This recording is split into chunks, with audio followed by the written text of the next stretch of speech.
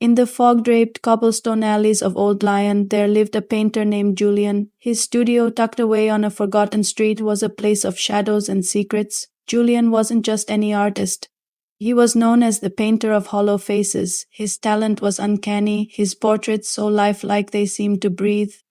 Wealthy merchants and proud aristocrats lined up, eager to be immortalized by his brush, but what they didn't know was the terrible price of his art. Julian worked with a strange, almost feverish intensity. His eyes, dark and deep-set, would lock onto his subjects, not just observing their features, but seeming to peer directly into their very being.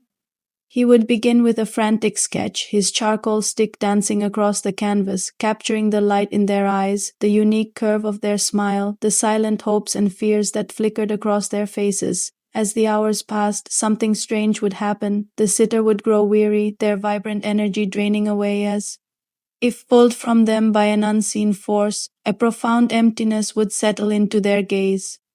Meanwhile, the portrait would come alive, the painted eyes would sparkle with a stolen light, the canvas cheeks would flush with a borrowed warmth. Julian wasn't just capturing a likeness. He was siphoning the soul brushstroke by brushstroke and trapping it within the gilded frame. When the portrait was finished, it was a masterpiece, a perfect, vibrant echo of the person it depicted. But the person themselves? They would leave the studio as a mere shell, their laughter hollow, their eyes vacant. They would walk through life like ghosts, their passions and dreams now hanging on a stranger's wall. The legend began to whisper through the city. People noticed the change in those who had sat for Julian.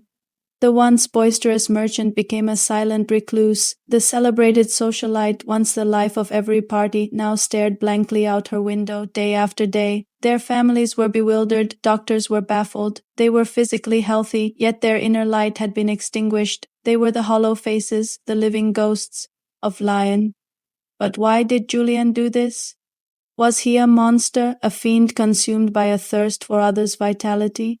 The truth was far more tragic. Years ago, Julian had a daughter, Elodie, a beacon of light and laughter who was fading from a mysterious illness. In his desperation, he made a dark pact with an ancient, shadowy entity, trading his artistic gift for a cursed power.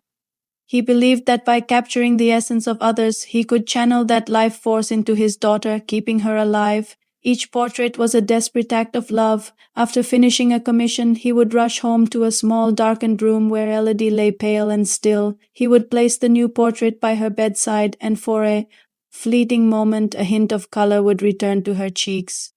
She would stir, perhaps even whisper his name, and in that moment Julian would feel a surge of hope. It was a vicious cycle. To save the one he loved, he had to condemn others to a living emptiness. The guilt gnawed at him, turning his hair prematurely gray and carving deep lines into his face. He was as much a prisoner of his curse as his victims were. One day, a young woman named Clara arrived at his studio. She wasn't wealthy or noble. She was a simple flower seller with eyes as bright as the morning sun and a spirit that radiated pure kindness. She didn't want a grand portrait for status. She had saved for months simply because she believed art could capture the beauty of a moment, and she wanted to remember her own happiness. As Julian began to paint her, he was struck by her genuine joy and unwavering optimism. For the first time, he hesitated. As he worked, Clara spoke of her life, her simple pleasures, her hopes for the future. Her voice was like music, filling the dusty, silent studio with a warmth it hadn't known in years. Julian found himself conflicted. His brush moved, the curse demanding its price, and he could see the light beginning to dim in her eyes. But another part of him, the artist he once was, the loving father, screamed in protest. He saw his own daughter's light in Clara's spirit, and the thought of extinguishing it became unbearable. In a moment of profound clarity, Julian made a choice. He looked from Clara's fading smile to the vibrant, living portrait on the easel. The canvas held her soul, sparkling and pure. With a cry of anguish, he grabbed a palette knife. He was supposed to be finishing the final details, sealing her essence within the frame. Instead, he plunged the knife into the canvas, tearing through the face he had so beautifully rendered. A blinding flash of light erupted from the painting.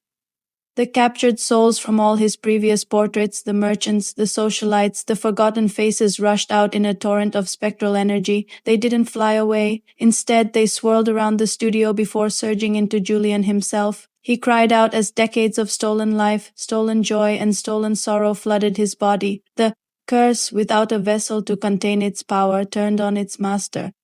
Clara gasped, the life rushing back into her as if waking from a dream. She watched in terror and pity as Julian began to change. His body didn't wither. It petrified. The curse, in its final act of cruel irony, gave him what he had always sought to create: permanence.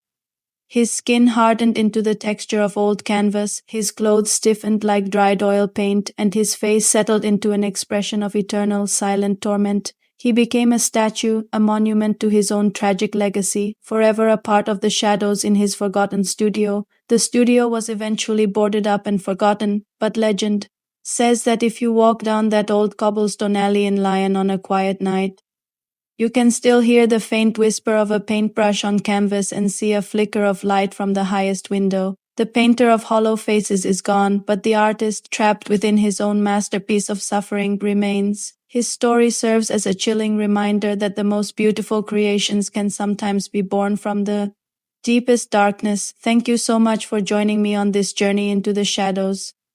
If you enjoyed this story, don't forget to like, subscribe, and ring that notification bell so you don't miss our next tale. We'll see you in the next video.